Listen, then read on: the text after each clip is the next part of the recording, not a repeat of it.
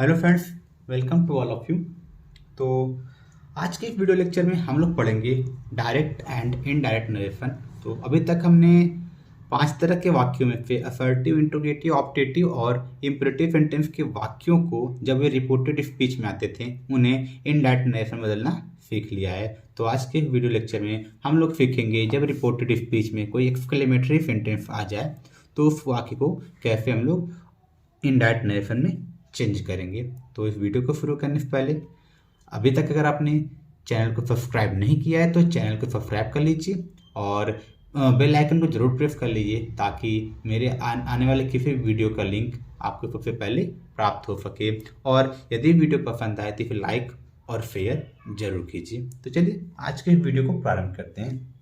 तो फर्स्टली हम लोग यह जान लेते हैं कि एक्सक्लेमेटरी सेंटेंस होता क्या है। तो इसका पूरा डिटेल तो नहीं बताऊंगा मैं, क्योंकि हम लोग इस पेपर में यहाँ पर डायरेक्ट पढ़ रहे हैं। तो रही बात अगर आपको डिटेल नॉलेज चाहिए तो मैंने एक्सक्लेमेटरी सेंटेंस का एक अलग से वीडियो बनाया हुआ है जिसे आप जाकर पढ़ सकते हैं, जिसका लिंक मैंने डिस्क्रिप्शन बॉक्स में दे दिया है, या फिर आप चैनल के प्लेलिस्ट में जाकर सेंटेंस के प्लेलिस्ट में जाकर वहां पर जितने भी टाइप के सेंटेंस हैं उनको पढ़ सकते हैं। तो बात करते हैं एक्सक्लेमेटरी सेंटेंस को, जिसको हिंदी में कहते हैं विस्मयादि बोधक वाक्य। तो ये ऐसे वाक्य हैं जो प्रसन्नता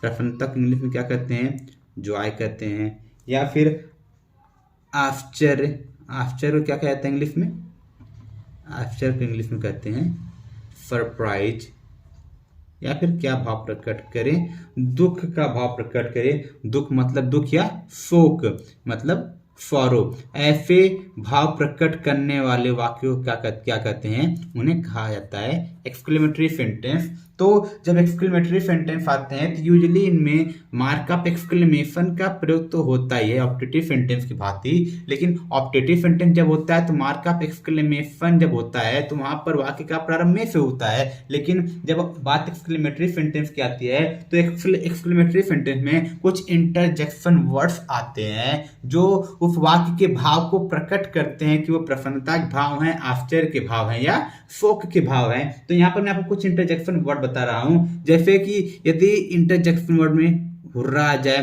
तो हुर्रा क्या प्रकट करता है, ये भी इंटरजेक्शन वर्ड होता है जो प्रकट करता है खुशी को।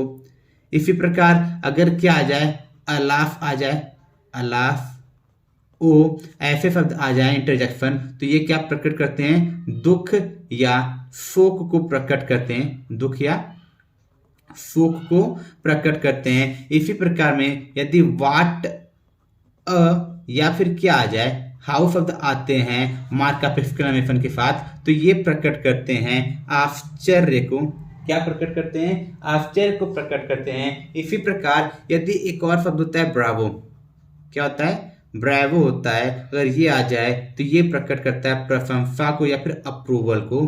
तो ऐसे इंटरजेक्शन वर्ड यदि वाक्य में आ जाए, गिवन सेंटेंस में आ जाए तो ऑटोमेटिकली क्या बन जाते हैं, एक्सक्लेमेटरी सेंटेंस। अब हमको ये जानना बहुत ही ज्यादा जरूरी है कि जो इंटरजेक्शन वर्ड होते हैं आखिर में ये क्या भाव प्रकट करते हैं, क्योंकि ये जो भाव प्रकट करते हैं इसी भाव के अनुसार हमको यहाँ पर आने वाले रिपोर्टिंग वर्ड को चेंज करना होता है। तो ये हो गया भाव की बात। तो अब रूल समझते हैं जब हम लोग ऐसे वाक्यों को चेंज करते हैं इनडायरेक्ट नरेशन में तो क्या क्या रूल होते हैं, कैसे कैसे इन रूल्स को फॉलो किया जाता है। तो फर्स्टली जो पहला रूल होता है रिपोर्टिंग वर्ब को चेंज करने का, रिपोर्टिंग वर्ब फिड या फिड टू आ जाए, फिड या क्या आ जाए, फिड टू का प्रयोग हुआ हो तो इनको किस में चेंज करते हैं, तो इनको भाव के अनुसार चेंज करते हैं। क्या क्या होता है, यदि खुशी का भाव आ जाए, यदि खुशी का भाव आता है, खुशी का भाव हो रिपोर्टेड स्पीच के वाक्य में तो इसको बदला जाता है एक्सक्लेम विद जॉय। इसको किस में बदलते हैं, एक्सक्लेम्ड विथ जॉय, या फिर एक और शब्द होता है exclaimed with delight, exclaimed with delight.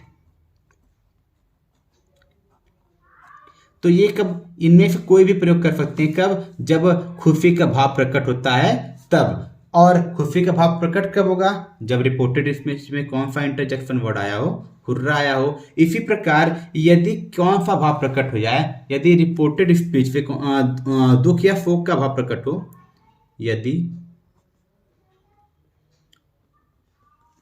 दुख या किसका भाव प्रकट हो, शोक का भाव, यहाँ पर इस पे गलत हो गया मात्रा, शोक का भाव प्रकट हो, तो उस केस में जो रिपोर्टिंग वर्ब का चेंज होता है वह चेंज होता है एक्सक्लेम्ड विद फॉरो। तो क्या होगा, एक्सक्लेम्ड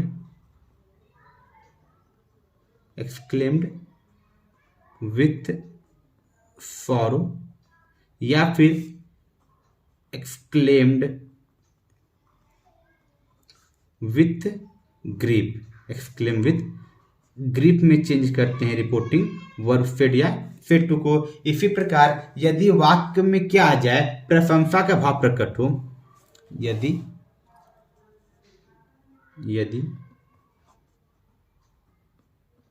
वाक्य में प्रशंसा का भाव प्रकट हो, तो हम लोग रिपोर्टिंग वर्ब को चेंज करते हैं प्रेज्ड या फिर अपलाउडेड जैसे शब्दों में बदल देते हैं। इसी प्रकार जब आश्चर्य का भाव प्रकट होता है, यदि वाक्य में आश्चर्य का भाव, और यहां पर क्या था, प्रशंसा का भाव प्रकट हो, तब किस में चेंज करेंगे, तब हम लोग चेंज करेंगे एक्सक्लेम्ड विद सरप्राइज। तो किस में चेंज करेंगे हम लोग, एक्सक्लेम्ड विथ सरप्राइज्ड। आज के टाइम में क्या किया जा रहा है, एक्सक्लेम्ड सरप्राइज जो है सिर्फ और सिर्फ एक्सक्लेम्ड का भी प्रयोग करते हैं। तो वापस मैं इन रूल्स को रिपीट करता हूं कि जब हम लोग एक्सक्लेमेटरी सेंटेंस रिपोर्टेड स्पीच में आ जाए, ऐसे वाक्यों को जब हमको चेंज करना होगा इनडायरेक्ट नरेशन में, तो हम लोग रिपोर्टिंग वर्ब फेड या फेड टू को परिवर्तित करते हैं। किसमें चेंज करते हैं, एक्सक्लेम विद जॉय या एक्सक्लेम विद डिलाइट में कब करते हैं, जब वाक्य कौन सा भाव प्रकट करे, खुशी का भाव प्रकट करे।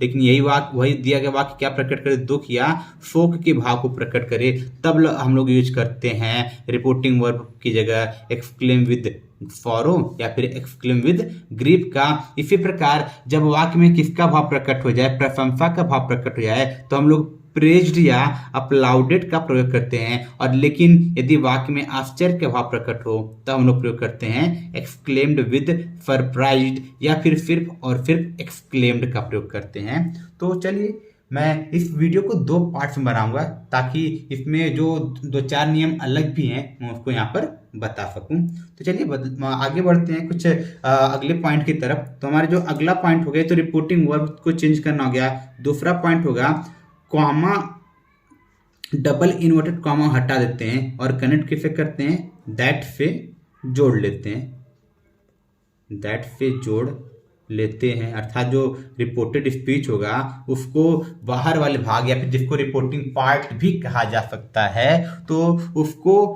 कैसे कनेक्ट करते हैं, दोनों पार्ट्स को कनेक्ट करते हैं दैट से। और जो वाक्य के अंदर इंटरजेक्शन वर्ड होता है उसको हटा देते हैं। क्यों हटा देते हैं, क्योंकि इंटरजेक्शन वर्ड के अर्थ, ये जो रिपोर्टिंग वर्ब में हमने परिवर्तन किया है, इन रिपोर्टिंग वर्ब में परिवर्तन से वो स्पष्ट हो जाते हैं, क्लियर हो जाते हैं। तो हमारा अगला पॉइंट होगा इंटरजेक्शन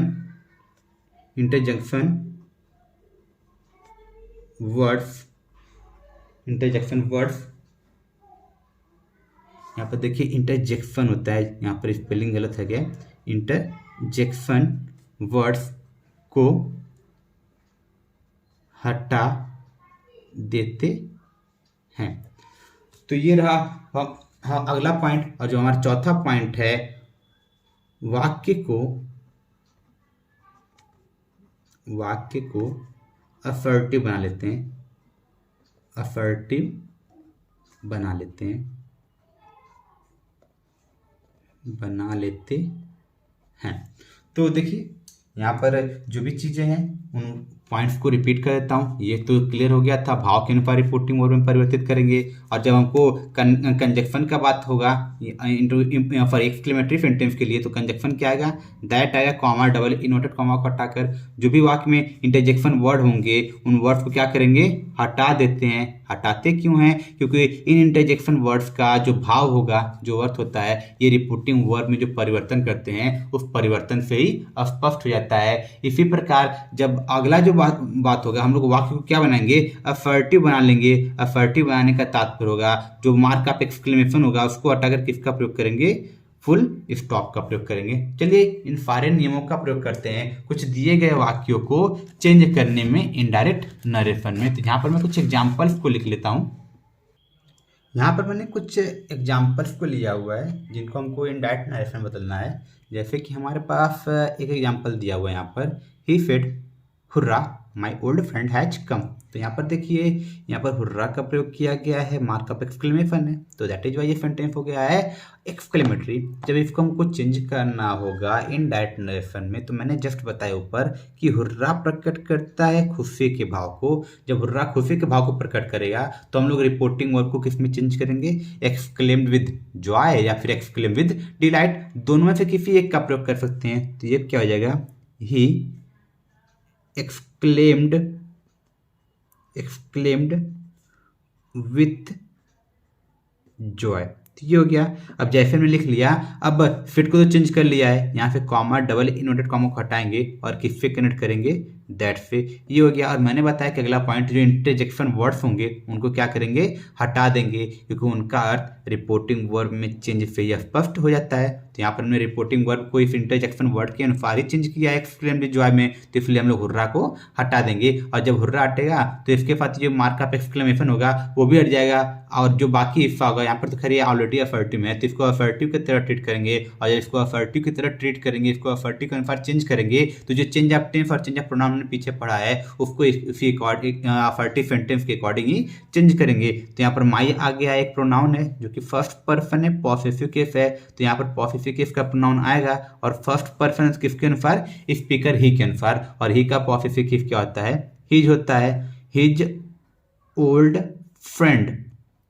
यहाँ तक क्लियर है। और हैज का चेंज हमने सीखा है, हैज को चेंज करते हैं हैड में, हिज ओल्ड फ्रेंड हैड, और ये कम का कम ही रहेगा। तो इस प्रकार से हमने गिवन सेंटेंस को चेंज कर दिया है इनडायरेक्ट नरेशन में। तो चलिए कुछ और एग्जांपल्स की तरफ बढ़ते हैं। तो जैसे कि यहाँ पर और एग्जांपल मैंने लिया हुआ है, he said alas I am ruined. तो जैसे यहाँ पर देखिए किसका प्रयोग किया गया है, इंटरजेक्शन वर्ड अलाफ का और मार्क ऑफ एक्सक्लेमेशन आया वो, तो दैट इज वाई ये जो गिवन सेंटेंस हो गया रिपोर्टेड स्पीच में, ये हो गया असर्टिव सॉरी एक्सक्लेमेटरी। तो यहाँ पर एक्सक्लेमेटरी का रोल लगेगा इस सेंटेंस को डायरेक्ट से इनडायरेक्ट नरेशन बदलने के लिए। तो अलाफ है जो कि दुख या शोक को प्रकट करता है, तो इसलिए हम लोग रिपोर्टिंग वर्ब को किस में चेंज करेंगे, एक्सक्लेम्ड विद ग्रीफ या सॉरो में। तो ये क्या हो जाएगा, ही एक्सक्लेम्ड विथ ग्रीप। अब ग्रीप की जगह कोई फॉरो लिखना चाहे तो फॉरो भी लिख सकता है, गलत नहीं काटा जाएगा। और जब यहाँ तक हमने चेंज कर लिया तो ऑब्जेक्ट है नहीं, तो कॉमा डबल इन्वर्टेड कॉमा को हटाकर दोनों पार्ट्स को किससे कनेक्ट कर लेंगे, दैट से। और जो इंटरजेक्शन वर्ड अंदर होगा उसको हटा देंगे और बाकी हिस्से को असर्टिव में चेंज कर देंगे जो कि ऑलरेडी असर्टिव है। तो यहाँ पर असर्टिव का रूल भी अप्लाई कर देंगे। तो आई को चेंज करेंगे, प्रोनाउन है नॉमिनेटिव केस, तो यहाँ पर नॉमिनेटिव केस चाहिए, फर्स्ट पर्सन है तो फर्स्ट पर्सन को चेंज करते किसके अनुसार, वाक्य में आए हुए स्पीकर ही, यहाँ पर स्पीकर क्या है, ही, तो ही के अनुसार चेंज करेंगे। और नॉमिनेटिव केस चाहिए तो ही खुद भी क्या है, एक नॉमिनेटिव केस का प्रोनाउन है, तो यहाँ पर आई का क्या हो जाएगा, ही, और ही के साथ ये इज एम आर आता है, यहाँ पर एम आया हुआ है तो वाज या वर में जाएगा, तो ही के साथ क्या लगाते हैं, वाज, तो हो गया वाज, ही वाज रूइंड। तो इस प्रकार से हमने इस गिवन सेंटेंस को चेंज कर लिया है इनडायरेक्ट नरेशन में। तो आई होप अभी तक का ये एग्जाम्पल आपको समझ में आया होगा, और जो रूल्स मैंने लिखाए हैं उन रूल्स को धीरे धीरे आपने समझना शुरू कर दिया होगा। तो चलिए इस एग्जाम्पल की तरफ बढ़ते हैं। इस एग्जाम्पल को थोड़ा गौर से देखिएगा क्योंकि इसको चेंज करने के दो मेथड्स होते हैं। तो मैंने वैसे तो लिखवाया है कि जब ब्रावो आता है तो हम लोग रिपोर्टिंग वर्ब को चेंज करते हैं प्रेज्ड प्रेज्ड में, या फिर अप्लाउज्ड, इसमें चेंज करते हैं, अप्लाउज्ड में चेंज करते हैं। लेकिन उसके पीछे की कहानी कुछ थी, ये भी हम लोग लिख सकते हैं एक्सक्लेम्ड विद अप्लाउज, ये भी लिखा जा सकता है। लेकिन चलिए मैं आपको बताता हूँ कुछ चीज़ें जिससे कि आपको अगर कोई भी प्रॉब्लम होगी वो भी दूर हो जाएगा। तो जब इसको हम लोग चेंज करेंगे तो ये क्या हो जाएगा, ही हो जाएगा। अब हम लोग देखिए ब्रावो आ गया है तो दोनों कोई का कोई प्रयोग कर सकते हैं। जब हम लोग एक्सक्लेम्ड विद का प्रयोग नहीं करते हैं, प्रेज्ड या अपलाउडेड का प्रयोग करते हैं, ये अपलाउडेड होता है, तो ये क्या हो जाएगा, प्रेज्ड,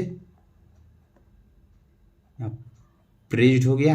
अब जैसे प्रेज्ड लिखेंगे, प्रेज्ड लिखने के तुरंत बाद यहाँ पर एक ऑब्जेक्ट चाहिए होगा। यहाँ पर तो खैर ऊपर वाले डायरेक्ट नरेशन में ऑब्जेक्ट गिवन नहीं था, लेकिन हमने प्रेज्ड में बदल दिया है। तो यहाँ पर हमको एक ऑब्जेक्ट चाहिए। क्यों एक ऑब्जेक्ट चाहिए? क्योंकि हमको एक वर्ड लिखना होता है, फेइंग। जब भी हम लोग प्रेज्ड या अपलाउडेड का प्रयोग करते हैं तो हम लोग यूज करते हैं वर्ड फेइंग का। देखिए यहाँ पर ये क्या हो जाएगा, अपलाउडेड भी हो सकता है, अपलाउडेड, अपलाउज नहीं होगा, अपलाउडेड होगा। तो प्रेज्ड या अपलाउडेड में से दोनों किसी का प्रयोग करेंगे। तो हमने यहाँ पर प्रेज्ड का प्रयोग कर लिया है। अब हमको यहाँ पर एक ऑब्जेक्ट चाहिए होगा ताकि हम लोग प्रोनाउन यू को चेंज भी कर सकें और ऑब्जेक्ट को लिखते ही वर्ड फेइंग का भी प्रयोग कर सकें। तो यहाँ पर हम लोग मान लेते हैं, हम लोग, मैंने बताया कि जब भी सेकंड पर्सन होता है खुद से ऑब्जेक्ट फर्स्ट या थर्ड पर्सन मान लेते हैं। तो यहाँ पर अगर मैंने मी मान लिया है तो ऑब्जेक्ट को लिखते ही हम लोग लिखेंगे फेइंग। क्या लिखेंगे? फेइंग। लिख कर दैट लिखेंगे। तो आपस में बता देता हूं कि यदि ऑब्जेक्ट गिवन ना हो और हम लोग प्रेज्ड में या फिर अपलाउडेड में चेंज करते हैं ब्रावो आने पर, तो हम लोग इसको तो लिखेंगे प्रेज्ड या अपलाउडेड को, लेकिन उसके तुरंत बाद अगर ऑब्जेक्ट गिवन नहीं है तो ऑब्जेक्ट मानेंगे और उसके बाद ऑब्जेक्ट के तुरंत बाद क्या लिखेंगे, फेइंग। ये वर्ड फेइंग हमको खुद से लाना होता है, क्योंकि अब ये क्या हो जाएगा, ही प्रेज्ड मी फेइंग, उसने मुझे कहते हुए प्रशंसा किया। कि क्या कहते हुए प्रशंसा किया? अब देखिए यू को चेंज करना है, हमारे पास ऑब्जेक्ट भी मिल गया है, यू को चेंज करेंगे ऑब्जेक्ट मी के अनुसार। यहाँ पर क्या हो जाएगा, आई और हैव का चेंज होता है हैड में।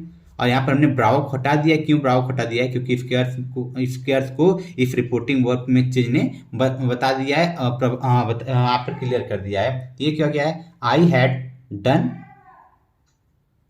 वेल।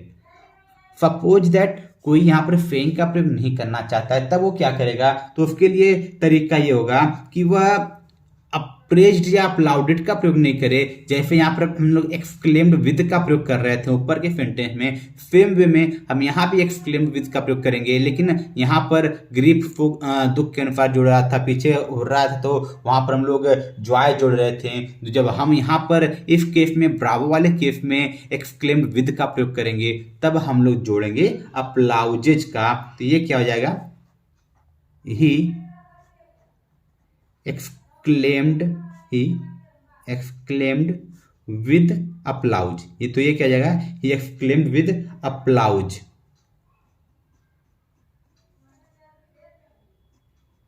applause। और उसके बाद अब यहाँ पर ऑब्जेक्ट की जरूरत नहीं है, ब्रावो हटाएंगे, दोनों कनेक्ट करेंगे, दैट से applause that I had done well. तो इस प्रकार से हमने इस गिवन सेंटेंस को चेंज कर लिया है इनडायरेक्ट नरेशन में। तो आई होप आपको ये रूल प्रॉपर तरीके से समझ में आ गया होगा। तो इसी के साथ मैं आज के इस वीडियो को समाप्त कर रहा हूँ। ये एक्सक्लेमेटरी सेंटेंस का पार्ट 1 था, इसके पार्ट 2 को मैं जल्दी आपके सामने लेकर आऊँगा। इसी के साथ आज के लिए टाटा बाय बाय।